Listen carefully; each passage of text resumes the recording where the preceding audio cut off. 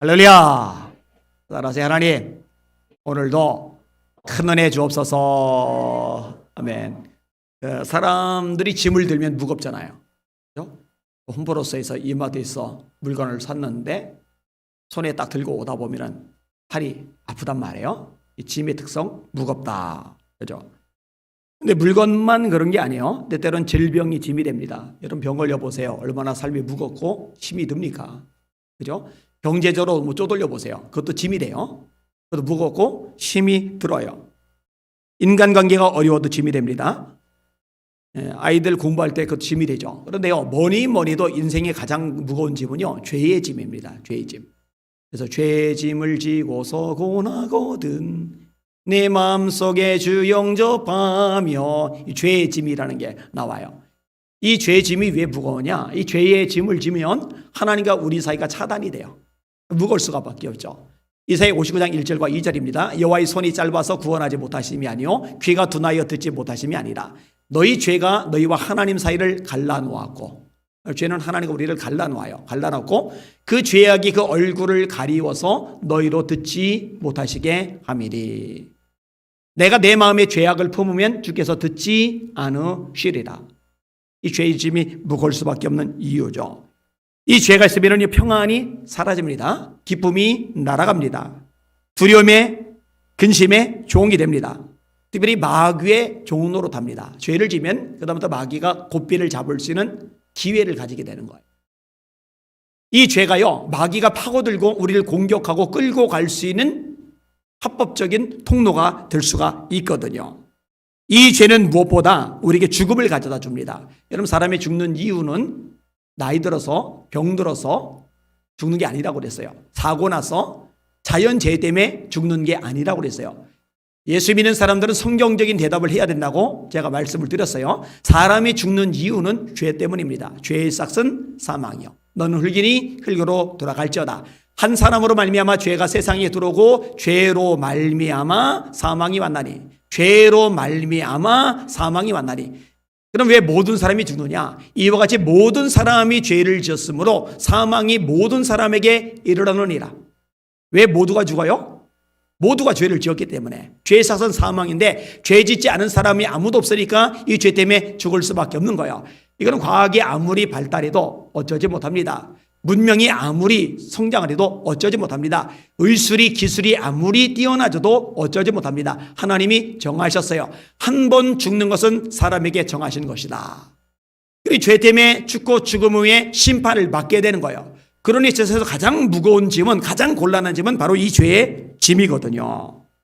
문제는 이 죄의 짐을요, 해결해 줄 수 있는 사람, 대신 져줄 수 있는 사람이 아무도 없다는 거예요. 그럼 나도 짐을 지고 무거워 죽겠는데 어떻게 남의 짐을 집니까? 나도 죄의 짐이 무겁고 해결을 못하는데 어떻게 남의 죄의 짐을 대신 집니까? 그래서 예수님이 이 짐을 대신 져주기 위해서 이 땅에 오신 줄 믿으시길 바랍니다. 그래서 이사야가 예언하는 거예요. 이 구절 다시 한번 암기시킬 거예요. 그가 찔림은 우리의 허물 때문이요 그가 상함은 우리의 죄악 때문이라. 그가 징계를 받음으로 우리가 평화를 누리고 그가 채찍에 맞음으로 우리가 나음을 입었도다. 우리는 다 양 같아서 그릇 행하여 각기 제 길로 갔거늘 하나님께서는 우리 무리의 죄악을 그에게 담당시키셨도다. 우리 무리의 죄를 예수님이 담당하신 거예요. 예수님이 대신 짊어지시고 대신 형벌을 받으신 거예요. 대신 십자가에 죽으신 거예요. 이 십자가의 죽음, 그 위에 흘린 피 때문에 저와 여러분의 죄가 깨끗하게 씻음받는 줄 믿으시길 바랍니다. 그래서 이 죄사함과 예수님하고 연결시키는 거예요. 예수님 피와 연결시키는 거예요. 예수 십자가에 흘린 피로써 그대는 씻기어 있는가. 더러운 죄, 이거 헷갈려요. 회개하는이 아니에요. 더러운 죄 희게 하는 능력을 그대는 참으지 않은가. 예수의 보혈로 그대는 씻기어 있는가. 마음속에 여러 가지 죄악이 깨끗이 씻기어 있는가. 예수의 피로 죄가 해결되는 거 믿으시길 바랍니다. 이 세상의 모든 죄를 맑히시는 주의 보혈, 성자 예수 그 귀한 피 찬송하고 찬송하세. 물 같은 것 가지고는 씻을 수가 아주 없네. 주의 귀한 보배 피로 날 정결케 하옵소서. 흰 보다도 주의 흘리신 보혈로 희게 씻어 주옵소서. 이 찬양 되게 많잖아요. 죄에서 자유를 얻게 함은 보혈의 능력, 주의 보혈 시험을 이기고 승리하니 참 놀라운 능력이로다. 주의 보혈 능력이 또다. 주의 피 믿으오. 주의 보혈 기 어린 양의 매우 귀중한 피로다. 할렐루야. 제가 옛날에는 목소리가 곱고 예뻤는데 많이 허스키해졌어요. 예수님만이 해결하십니다. 할렐루야. 해결되니 쉼이 가능한 거죠. 오늘 성경에 한번 따라합시다. 예수님만이 진정한 쉼을 주신다. 한 번 더요. 예수님만이 진정한 쉼을 주신다. 오늘 본문에 보니까요, 예수님이 짐진 사람을 초대하세요. 28절 읽을게요. 시작. 수고하고 무거운 짐진 자들아 다 내게로 오라. 내가 너희를 쉬게 하리라. 아멘. 수고하고 무거운 짐 가지고 오라는 거예요. 예수님이 초청하시는 거예요. 그런데 여기에 중요한 단어가 하나 들어가요. 수고하고 무거운 짐진 자들아 다 내게로 오라. 다 내게로 오라. 예수님은 사람을 차별하시는 적이 없어요. 마음에 들면 와라. 돈 있으면 와라. 마음에 안 들면 오지 마라. 돈 없으면 오지 말아라. 사회 지위 배경 스펙 있으면 와라. 지위 배경 스펙 없으면 오지 말아라. 인물 좋으면 와라. 못생긴 놈들 오지 말아라. 이렇게 안 하세요. 다 내게로 오라. 여러분 늘 느끼는 거지만 이것이 예수님과 세상에 사는 사람들의 본질적인 차이점 중에 하나입니다. 사람들은 확실히 사람을 차별합니다. 차 뭐 타냐? 옷 뭐 입었냐? 어떤 집에 사냐? 어떤 직장에서 돈을 벌고 있느냐? 이런 거에 따라서요 끊임없이 물어요. 학교 어디 나왔냐? 관심사가 이거예요. 그래서 학력이 좋다. 뭔가 남들이 볼 때 뭔가 괜찮은 게 있다. 그러면은요 좋게 생각을 하고요. 남보다 모자라 싶으면 은근히 깔보고 이런 것들이 사람에게 있는 거예요. 이 자비를요 저도 어릴 때 참 많이 느꼈어요. 무시당하는 거죠. 왕따 당하는 거죠. 별로 환영을 못 받는 거죠. 내가 요즘 들어서 저하고 차 마시고 싶어하고 저하고 밥 먹고 싶어하고 저하고 밥 먹었던 사람들 중에 여러분들이 밥 먹을 때 영광이라고. 왜 영광인지 저는 잘 모르겠지만 지금에나 그렇지요. 예전에는요 저한테 손 내미는 사람 하나도 없었어요. 외로웠어요. 사람이 그리웠어요. 그런데요 그때조차도 예수님은 저에게 사랑으로 다가오시더라고요. 그때조차도 예수님은 저에게 마음을 한없이 열어주시고 언제든지 오라고 초청해 주시더라고요. 성경을 보세요. 예수님은 그 누구에게도 차별로 대하신 적이 없어요. 수가성의 여인 대하실 때 봐요. 평생 죄짓다가 죽어가는 우편 강도 대하시는 거 봐요. 네가 오늘 밤 나와 함께 낙원에 있으리라 그렇게 말씀하시잖아요. 사람들이 손가락질하는 세리를 대하시는 거 봐요. 마태 같은 사람 제자 삼으시잖아요. 가늠하다 현장에서 잡힌 여인 대하시는 거 봐요. 인간적으로 사람 대접 못 받는 수많은 사람들을 우리 주님은 한 번도 밀어내게 하신 적이 없고 그 내비는 손을 뿌리친 적이 한 번도 없단 말이에요. 저와 여러분들이 주님 앞에 나올 때 거절당할까 봐 두려워할 이유가 전혀 없다는 거 깨달으시길 주님의 이름으로 축원합니다. 이때 우리가 주님의 음성에 반응을 해서 다가가면 우리가 짐을 벗게 되고 쉼을 누리게 되는 거예요. 여러분 성경 보세요. 예수님 만나면요 짐을 벗죠. 요한복음 5장 이보니까 38년 된 중풍병자. 여러분 얼마나 짐이 무겁겠어요. 아파 보셨어요? 아픈 거 굉장한 짐이잖아요. 게다가 누워서 38년을 보낸다. 이거는요 사람 미칩니다. 가족에게도 짐이 되고 스스로도 스스로에게 짐이 돼요. 그런데 예수님이 네 자리를 들고 일어나라 그러니까 짐에서 벗어나잖아요. 나인성의 과부는요, 아들이 죽었어요. 여러분, 아들이 먼저 세상 떠나면은 얼마나 가슴앓이가 심하겠어요. 평생의 짐이 되잖아요. 근데 예수님이 관에 손을 대시고 멈춰서게 하신 다음에 청년아, 내가 네게 이르노니 일어나라. 달리 나쿰 하시니까 이 죽은 청년이 일어나 버리잖아요. 이 과부의 짐이 얼마나 자유롭게 벗어져요. 이 나병 환자, 중풍병자는 얼마나 짐이 심하겠어요. 이 육신의 질병이라는 짐에 더해서 이 나병이라는, 나는 저주받은 존재라는 이 정서적인 짐, 이 마음의 짐이 얼마나 심각하겠어요. 아무도 몸에다 손대지 않아요. 정상적으로 사회생활이 안 돼요. 이 나병 환자를 보면은 비켜나가요. 나병 환자는 입술을 가리고 나는 부정하다, 나는 부정하다, 나는 부정하다 소리 지르고 다녀야 돼요. 이렇게 소리 지르고 다니지 않다가 나병 환자인 거 걸리면 돌에 맞아요. 근데 예수님이 내가 원하노니 깨끗함을 받으라 하시니까 온몸이 깨끗해져요. 얼마나 짐에서 벗어나겠느냐고요. 죄의 짐 역시 마찬가지죠. 그런데 중요한 요점 중에 하나가 뭐냐, 주님이 오라고 쉼을 주신다고 짐을 벗기신다고 초청을 하시는데 이 초청에 응하지 않으면 안 된다는 거예요. 이 초청에 응할 때, 다시 말해 주님께 다가갈 때 주님이 짐을 벗기시고 우리에게 쉼을 주시는 거 깨달으시길 주님의 이름으로 축원합니다. 주님께 가야 돼. 어서 돌아오, 어서 돌아마노. 지은 죄가 무리 무겁고 크기로 주어지 못함당하고 못 받으시리요.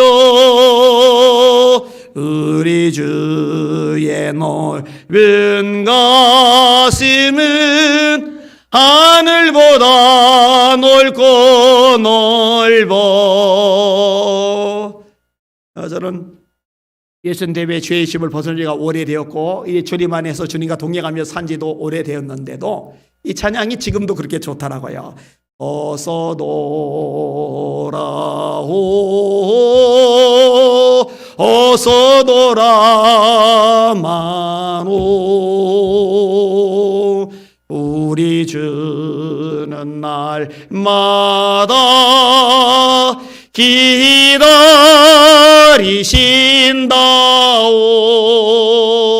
밤마다 문 열어놓고 마음 졸이시며 나간 자식 돌아오기만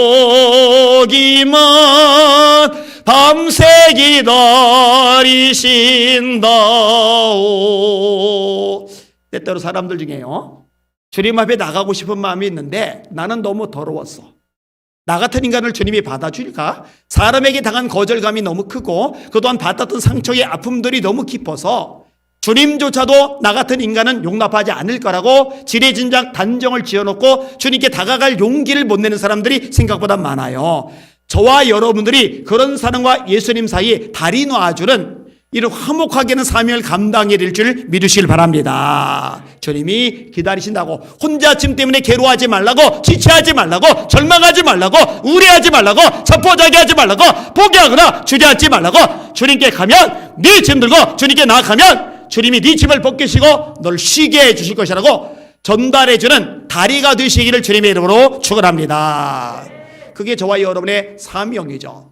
하나님이 우리를 하나님과 화목하게 해주셨어요. 막힌 담을 허시고서. 그리고 우리에게 화목하게 하는 말씀을 부탁하셨다고 고린도서 5장 분명히 말씀하고 계시잖아요. 주님께 가야 돼요. 주님께. 자, 29절 말씀을 읽을게요. 29절 말씀 시작. 나는 마음이 온유하고 겸손하니 나의 멍에를 메고 내게 배우라. 그러면 너희 마음이 쉼을 얻으리니. 아니, 느닷없이 엉뚱한 얘기가 튀어나오는 것 같아요. 나는 마음이 온유하고 겸손하다. 근데 이 구절이 왜 나올까? 간단해요. 여러분, 우리가 예수님께 나가는데 예수님이 폭군이라고 생각해 보세요. 네로 수준 돼요. 느부갓네살 수준 돼요. 그러면 무서워서 살 떨려서 그 앞에 어떻게 나가겠어요? 여차하면 죽는데, 여차하면은 집안이고 뭐가 다 몰살당해 끝장이 날 텐데 어떻게 가겠어요? 그런데 우리 예수님, 우리 초청하시는 예수님이 얼마나 좋으신 분인지를 묘사하는데 그 대목 중에 오늘 두 개가 나오는 거예요. 나는 마음이 온유하고 겸손하다. 이 온유라는 말은 성령의 9가지 열매 중에 하나죠. 사랑, 희락, 화평, 인내, 자비, 양선, 충성, 온유, 절제. 이 온유라는 성품은 모세의 핵심적인 특징이었습니다. 모세는 온유함이 지면에 있는 모든 사람보다 더하더라. 이 온유라는 용어는 혈기라는 말과 반대입니다. 여러분, 버럭장이들 있죠. 버럭장이. 버럭.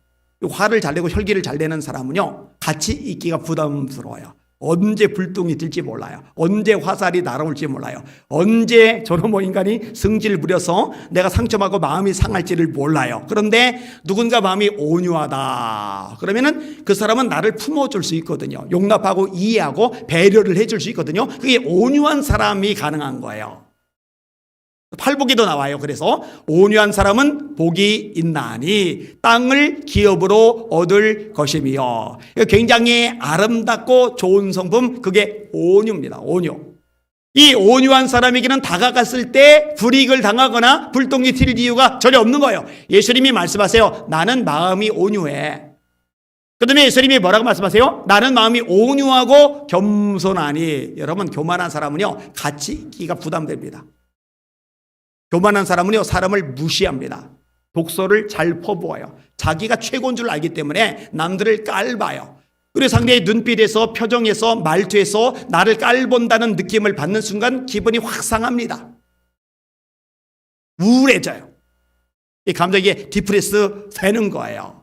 근데 겸손한 사람과 함께 하면은요, 유쾌해지죠. 예수님은 참 겸손하세요. 예수님이 예루살렘에 입성을 하실 때 나귀 새끼를 타고 들어가십니다. 스가랴 9장 9절의 예언의 말씀을 성취하시는 거예요. 그는 겸손하여 멍에 매는 짐승의 새끼 곧 나귀 새끼를 탔도다. 나귀는 멍에를 매는 거예요. 여러분, 장군은요, 백마를 타고서요, 기세당당하게 입성을 하죠. 황제의 환영을 받으면서 군중들의 열광적인 환호와 박수 소리를 들으면서 폼 잡고 들어가죠. 이렇게 입성하는 장군들은 절대로 나귀 따위를 안 탑니다. 나귀는 짐 따위만 실는 거예요. 그는 겸손하여 멍에 매는 짐승의 새끼를 탔도다. 예수님은 굉장히 겸손하세요. 얼마나 겸손하셔요? 우리 주님은요, 엎드려서 손에 물을 적시면서 제자들의 발을 친히 씻어주세요. 그 당시는 양말 안 신어요. 구두 같은, 운동화 같은, 발을 가리는 신발이 아니고 샌들 같은 거예요. 우리나라는 대부분이 포장이 되어 있습니다. 비포장도로 건조할 때 다니면은 발이 뿌개져요. 운동화가 뿌개져요. 근데 한국보다 더 건조한 지역이 팔레스타인입니다. 맨발로 슬리퍼 신고 걸어 다니면 발이 뿌개져요. 아주 더러워져요. 근데 예수님은 야, 이 더러운 발, 냄새나는 발 좀 씻고 다녀, 이렇게 말씀하신 게 아니라 더럽기 때문에, 냄새가 나기 때문에 당신이 허리를 굽히고 손에 물을 적셔서 그 발을 닦아주시는 거예요. 다 닦아주신 다음에 말씀하세요. 너희가 나를 주 또는 선생이라니 너희 말이 옳도다. 내가 주 또는 선생이 되어 너희 발을 씻겼으니 너희도 서로 발을 씻기는 것이 마땅하니라. 내가 너희에게 행한 것 같이 너희도 행하게 하리하여 너희에게 본을 보였노라. 제가 처음에 전도사가 됐을 때는요, 어깨에 힘이 들어가요. 목에 힘이 들어가요. 제가 모교회, 제가 자란 교회에서 전도사가 됐거든요. 그러니까 저를 가르친 선생님들이 같은 교회에 계시고 우리 아버지 또래들이 같은 교회에 계시는데, 전도사가 되고 난 다음에 누가 기환아 그러거나 아니면은 안 전도사 하고 님자를 안 붙이거나 그러면은 상종을 안 해요. 제가 안 쳐다봐요. 그리고 얼마나 제가 무게를 잡았는지 몰라요. 근데 성경을 읽고 또 읽고 읽고 또 읽으면서 예수님을 보는데, 만왕의 왕, 만주의 주이신 예수님은요, 누구하고나 친밀하게 다가가시더라고요. 무게 잡은 적이 없으시더라고요. 그러면서 저도 이제 바꿔가는 거예요. 저 권위 부리지 않죠? 대답이 없다. 대답이 없다. 죄송합니다. 더 잘할게요. 괜히 물어봤다. 근데 진짜 심하네. 대답을 어떻게 이렇게 안 하세요? 자, 예수님이 뭐라세요? 나는 마음이 오냐고 겸손하다. 그러니까 너희들 와라. 아까 오라고 하셨잖아요. 근데 오라고 하시면서 한 가지 뭘 말씀하냐면은 나의 멍에를 메라. 자, 예수님께 가야 쉼을 얻어요. 그런데 또 한 가지 주님이 요구하시는 대목이 나오는 거예요. 나의 멍에를 메라. 이 부분이 굉장히 중요합니다. 이런 보통의 경우 멍에는 무겁죠. 소의 멍에 뭐예요? 소의 어깨에다가 멍에를 걸고 그 멍에 수레를 달아요. 그 다음에 수레에다 물건을 싣고 옮기게 해요. 이 멍에라는 거는요, 나를 부자연스럽게 만드는 거예요. 이 멍에라는 거는요, 내가 짊어지고 싶지 않은 짐을 짊어져야 되는 거예요. 아니, 멍에를 벗기 위해서, 짐을 벗기 위해서 예수님께 왔는데 예수님이 뭐라고 말씀하시느냐? 나의 멍에를 메라. 나의 멍에를 메라.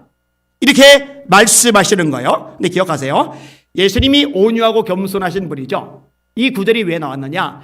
나의 멍에를 메라 하실 때 예수님이 온유하고 겸손하신 분이 아니라 포악한 분이라면, 잔인한 분이라면, 교만한 분이라면 주님이 메워주시는 멍에가 우리에게 고통이 되겠지만, 예수님이 온유하신 분이고 겸손하신 분이라면, 정말 좋으신 분이라면 그분이 메워주시는 멍에는 우리에게 고통이 되는 게 아니라 우리에게 유익이 되고, 우리에게 마이너스가 되는 게 아니라 우리에게 플러스가 되고, 우리를 시험에 빠지게 하는 게 아니라 우리에게 축복이 되는 멍이라는 거 깨달으시기를 주님의 이름으로 축원합니다. 이게 값진 거예요. 자, 걸어사이 광인 귀신 들려가지고 무덤 사이에 거처를 해요. 얼마나 삶이 고달프겠어요. 내가 원해서 그런 게 아니에요. 속에 있는 귀신이 나를 끌어가는 거예요. 돌 가지고 자기 몸을 상해요. 아프죠. 피가 나죠. 몸에 흔적이 생기죠. 이거를 누가 원해요? 내가 원한 게 아니에요. 귀신이 내 몸뚱아리를 지멋대로 움직이는 거예요. 쇠사슬 끊어내요. 밤낮 소리 질러요. 누가 밤낮 소리 지르고 싶겠어요? 자, 이 엄청난 멍에를, 이 엄청난 짐을 예수님이 벗겨주셨어요. 자, 벗겨주신 다음에 뭐라고 말씀하세요? 주께서 너에게 행하신 일을 알려라. 뭐예요? 주님이 새로운 멍에를 주시는데, 주께서 행하신 일을 알리는 이 멍에는 고통스럽게 하는 짐이 아니라 축복의 짐, 특권인 줄 깨달으시기를 주님의 이름으로 축원합니다. 제가 예수님을 만나서 멍에를 벗었잖아요. 짐을 벗었잖아요. 중학교 때 주님을 만났고 성령을 받았으니까. 그러면서 주님의 멍에를 제가 매게 됐어요. 다시 중학교 1학년 재입학하면서 평생의 목표가 생긴 거예요. 나는 주의 종이 될 거야. 평생 말씀을 전하는 설교자가 될 거야. 그리고 중일 입학하면서 결심한 그 결심을 한 번도 흐려보거나 뒤돌아보거나 딴짓하거나 옆으로 세본 적이 없어요. 그리고 이 멍에가 저에게 얼마나 축복이요, 얼마나 큰 명예가 되는지 저는 분명히 알아요. 우리 주님이 지어주시는 명예는 우리를 복되게 하시는 멍이라는 거 잊지 마시기를 주님의 이름으로 축원합니다. 그렇게 되셔야 돼요. 자, 그 다음에 자, 와라. 내 멍에를 메라. 그 다음에 세 번째 요구하신 것이 있는데 따라합시다. 내게 배우라. 그리하면 너희 마음이 쉼을 얻으리니. 이렇게 구조가 되세요. 내게 배우라. 주님께 우리가 뭘 배우겠어요? 진리를 배우죠. 뭘 배우겠어요? 말씀을 배우죠. 사실은 같은 얘기예요. 요한복음 14장 6절 내가 곧 길이요 진리요 생명이니 나로 말미암지 않고는 아버지께로 올 자가 없느니라. 예수님이 진리십니다. 믿으시면 아멘. 자, 예수님이 말씀이시죠. 요한복음 1장 1절 외우시는 분들 같이 해봅시다. 시작. 태초에 말씀이 계시리라. 이 말씀이 하나님과 함께 계셨으니 이 말씀은 곧 하나님이시리라. 그가 태초에 하나님과 함께 계셨고 만물이 그로 말미암아 지은 바 되었으니 지으신 것이 하나라도 그거 없이는 된 것이 없느니라. 그 안에 생명이 있었으니 이 생명은 사람들의 빛이라. 빛이 어둠의 빛이 돼 어둠이 깨닫지 못하더라. 14절 말씀이 육신이 되어 우리 가운데 거하심에 우리가 그의 영광을 보니 아버지의 영광이요 은혜와 진리가 충만하더라. 아멘. 예수님께 말씀하세요. 너희가 내 안에 거하고 내 말이 너희 안에 거하면 진리를 알지니 진리가 너희를 자유롭게 하리로다. 진리가 너희를 자유롭게 하리로다. 우리의 무거운 짐, 세상의 멍에 죄에서 자유롭게 하는 게 하나님의 말씀의 능력인 줄 믿으시기를 주님의 이름으로 축원합니다. 그럼 진리를 모를 때, 예수님 없이 살 때 옛날 사람들 참 자유롭지 못했어요. 못 하나를 박아도 아무데나 못 박아요. 동티 난다고. 문지방도 못 넘어다녀요. 요즘은 집 자체에 문지방을 아예 없애버렸죠. 문지방이 있는 집은 사람들이 집을 얻을 생각도 안 하죠. 다 그냥 빤듯하게 밀어버렸어요. 예전에는 이사 가는 날도 손 없는 날을 찾아요. 저 선앙당 옆에 돌 쌓아놨는데 실수로 가다가 무너뜨리고 나면은 벌이 임할까봐 괜찮아요. 10개 무너뜨려도 벌 절대로 임하지 않습니다. 새끼줄 끊어 먹으면 탈날까봐. 그 그 천 같은 거 혹시라도 흩어져 버리면은 문제 생길까봐. 얼마나. 그런데 이제는 예수님 안에서 하나님의 말씀을 통해 저와 여러분이 이런 모든 것에서 자유롭게 된다는 거 믿으시기를 주님의 이름으로 축원합니다. 그래서 여러분에게 말씀 강조하는 거예요. 자, 손가락 펴시고 복습 따라합시다. 말씀을 읽자, 듣자, 공부하자, 암송하자, 묵상하자. 한 번 더 시작. 말씀을 읽자, 듣자, 공부하자, 암송하자, 묵상하자. 이 말씀을 늘 읽으시는 여러분들 되시길 주님의 이름으로 축원합니다. 오늘 읽으셨어요? 이 말씀을 늘 듣기를 기뻐하시는 여러분들 되시길 주님의 이름으로 축원합니다. 이 예언의 말씀을 읽는 자와 듣는 자들과 지키는 자들이 복이 있나니 때가 가까웁니다. 이 말씀을 늘 공부하시는 여러분들 되시기를 주님의 이름으로 축원합니다. 우리 교회가 성경 공부를 계속 시키는데 요즘 코로나 때문에 멈췄었어요. 요게 좀 주춤해지면 다시 여러 그룹으로 나서 말씀을 가르칠 거예요. 너는 배우고 확신한 일에 거하라. 너는 배우고 확신한 일에 거하라. 말씀을 배워야 합니다. 이 말씀을 많이 암송하시기를 주님의 이름으로 축원합니다. 왜 암송하라고 이야기하느냐? 하나님의 모든 복은 말씀 묵상하고 연결이 되어져 있어요. 복 있는 사람은 악인의 꾀를 쫓지 아니하며 죄인의 길에 서지 아니하며 오만한 자의 자리에 앉지 아니하고 오직 여호와의 율법을 즐거워하여 그 율법을 주야로 묵상하는 자로다. 하나님의 말씀을 밤낮으로 묵상하는 사람, 이런 사람은 시를 쫓아 과실을 맺으며 인생 되돌아보는데 열매가 있기를 원하지 되돌아보는데 빈깡통이에요. 껍데기예요. 열매가 하나도 없는 거예요. 얼마나 불행합니까? 그런데 열매 맺는 인생이라는 비결이 말씀 묵상이겠다고 성경이 가르쳐 주시잖아요. 그 잎사귀가 마르지 아니한 같으니 인생이 파릇파릇하고 생기가 돌기를 원하지 바짝바짝 말라 비틀어진 인생 되기를 어느 누가 원해요. 근데 말라 비틀어진 인생이 아니라 생기 도는 파릇한 인생이 되는 비결이 말씀 묵상이겠다고 성경이 가르쳐 주고 계시잖아요. 그 하는 일이 행사가 다 형통하리로다. 다 형통을 원하지 누가 꼬이고 불통하기를 원해요? 형통의 삶의 비결이 말씀 묵상이 있다고 우리에게 가르쳐 주시잖아요. 하나님이 여호수아에게 하셨던 말씀도 동일합니다. 이 율법책을 네 입에서 떠나지 말게 하고 주야로 그것을 묵상하여 그 가운데 기록한 대로 다 지켜 행하라. 그러면 네 길이 평탄하게 될 것이라. 네가 형통하리라. 요단강 갈라줄게. 여리고 무너뜨려줄게. 남부연합 승리해줄게. 북부연합 내가 승리해줄게. 성벽 내가 무너뜨려줄게. 네 인생에 맡긴 것 열어주고 역사해줄게. 말씀하시는데 조건이 뭐냐? 주야로 말씀을 묵상하라. 그런데 밤낮으로 말씀을 묵상하려면 딱 한 가지 방법밖에 없는데 몇 구절이라도 말씀을 암송해야 합니다. 할렐루야. 제가 종종 얘기하잖아요. 운전하면서 말씀 묵상해야지. 성경책을 운전대 위에다 놓고 운전하다가는 교통사고 나죠. 길을 걸으면서도 말씀 묵상해야지. 그래서 성경 펴고 아니면 스마트폰으로 성경 보면서 길 걷다가는 맨홀 뚜껑 열린 데 빠지잖아요. 그죠? 내가 설거지 하면서도 말씀 묵상해야지. 그래서 싱크대 옆에다가 놓고서 설거지하다 보면 물 쫙 끼얹어지잖아요. 그런데 암송을 하고 있으면은 성경을 안 들어도 스마트폰 앱으로 성경 앱 안 펴도 운전을 하던 길을 걷던 설거지를 하든 뭘 하든 묵상이 가능하거든요. 저도 저녁에 잠자리에 누워서 자기 전까지 암송하는 구절들이 창세부터 계시까지 많으니까 이 말씀 저 말씀 묵상하다 보면 설교들이 계속 야 이거 설교하면 좋겠네, 저거 설교하면 좋겠네, 야 이거 가르쳐줘야지, 이거 정말 우리 성도에게 복이 되겠네, 유익하겠네. 저는요 죄송해요, 설교할 거 없다는 분들 이해할 수가 없는 게 평생 아니 영원히 설교해도 우리가 가진 성경 다 설교할 길이 없을 만큼 깊고 넓거든요.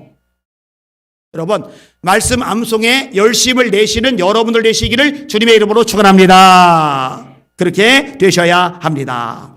자, 그런데 주님이 와라, 내 멍에를 메라, 내게 배워라, 그럼 너희 마음이 쉼을 얻을 거야. 이렇게 말씀하시면서 어떤 이야기를 하시느냐? 내 멍에는 쉽고 내 짐은 가볍다. 내 멍에는 쉽고 내 짐은 가볍다. 이렇게 말씀을 하셔요.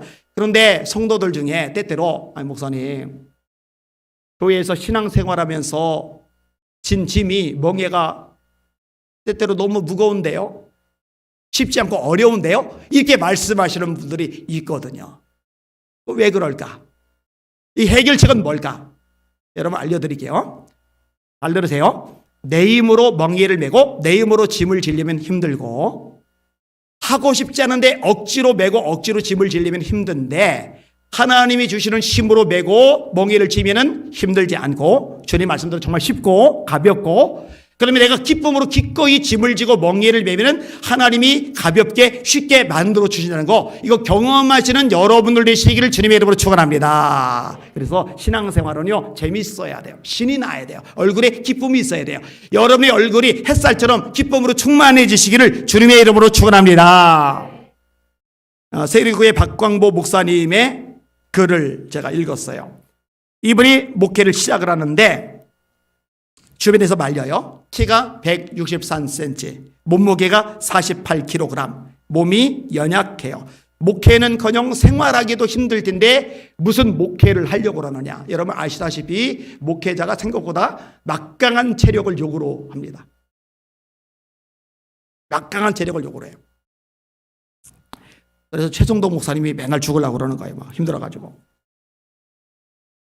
그런데요, 기꺼이 뛰어들었어요. 교회 이름도 거창하게 세계로 교회라고 이름을 줬어요. 박 목사님이에요.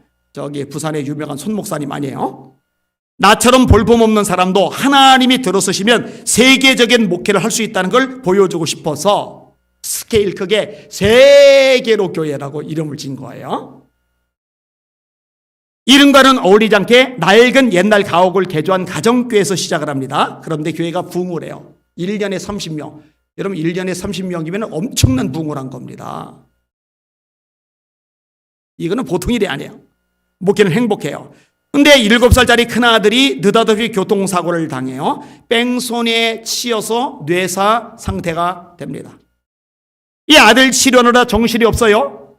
그런데 성도들이 이럴 때 우리 목사님 얼마나 힘들까라고 중보기도 해주면 좋을 텐데, 저 목사님이 뭔 죄가 있어서 하나님께 뭔가 잘못한 게 있어서 저 아들이 이렇게 뇌사가 됐지 수근수근 그러더니 이 수근거리는 소리가 번져나가면서 교인들이 쫙 빠져나갔어요. 얼마나 상처가 심하겠어요. 이 일이 또 터집니다. 시가 불법 건물이라고요, 일방적으로 교회를 철거해 버렸어요. 몇 년간 식물인간으로 누워있는 아들, 팔순 노모 끌어안고 주저앉은 채 하나님 앞에 절규합니다. 하나님, 십자가가 무거워서 도저히 견딜 수가 없습니다. 하나님, 십자가가 무거워서 도저히 견딜 수가 없습니다. 울부짖어요. 안양의 기도원에서 금식 기도를 해요. 한 사역자의 소개로 시와 지구 상가 건물을 개혁을 합니다. 마침 나온 교회 철거 보상금으로 중도금을 내요. 근데 아직 나머지 돈 모자라죠.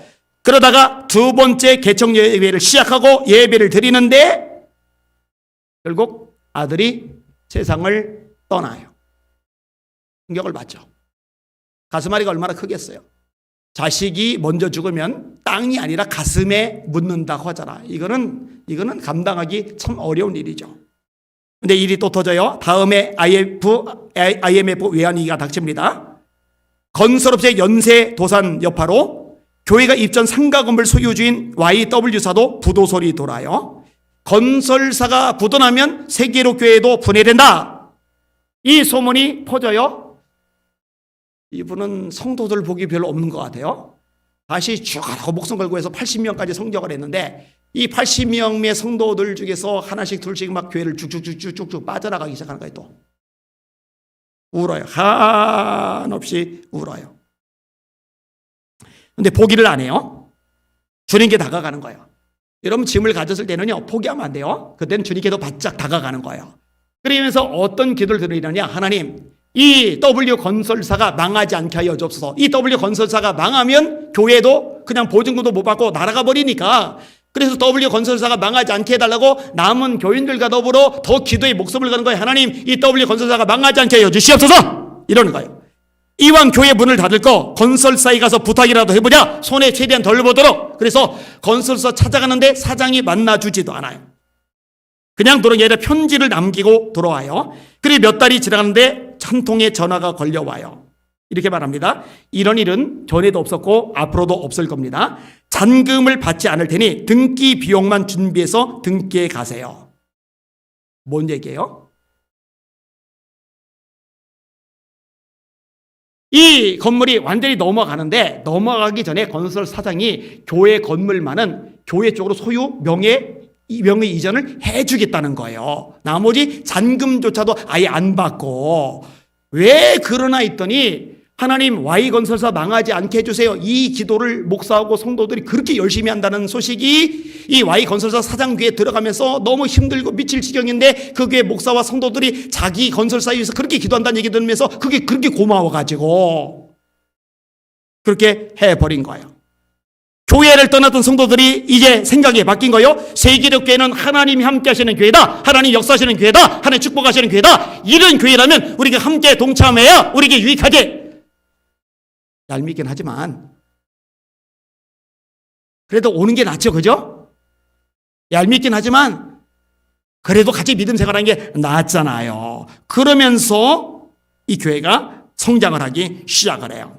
그래서 주변 사람들이 이 목사님을, 박 목사님을 현대판 요비라고 불러요. 이게 이제 국민일보에 간증으로 나왔던 내용을 제가 읽은 거예요. 그리고 그 구절 밑에 이렇게 써 있어요. 그 내용 밑에, 사람이 감당할 시험 밖에는 너에게 당한 것이 없나니 오직 하나님은 미쁘사 너희가 감당하지 못할 시험 당함을 허락하지 아니하시고 시험 당할 쯤에 또한 피할 길을 내사 너희로 능히 감당하게 하심이니라. 내 힘, 내 능력, 내 노력, 내 의지, 내 수단, 내 방법으로 짐을 지려면 짐에 눌려서 쓰러지는데, 하나님이 감당할 힘을 주셔서 그 힘으로 감당하면 얼마든지 짊어질 수 있다는 거 믿으시고 경험하시기를 주님의 이름으로 축원합니다. 말씀을 정리합니다. 여러분에게 주어진 멍에는 뭡니까? 짐은 뭡니까? 주님 앞에 가지고 나가시고 주님께서 말씀하시는 대로 주님의 멍에를 메시고 주님의 말씀을 배우셔서 짐을 벗고 자유와 기쁨 속에 쉼을 내시는 여러분의 삶이 되시기를 예수님의 이름으로 축원합니다. 자, 따라합시다. 짐을 가지고 예수님께 가자. 예수님이 지워주시는 멍에를 매자. 그 멍에는 고통의 멍에가 아니라 우리를 자유케 하는 멍에, 축복의 멍에, 기적의 멍에라고 말씀을 드렸습니다. 자, 마지막으로 또 합시다. 주님의 말씀을 배우자. 이 세 가지를 통해서 자유케 되시는 여러분들 되시기를 예수님의 이름으로 축원합니다. 아멘. 찬양.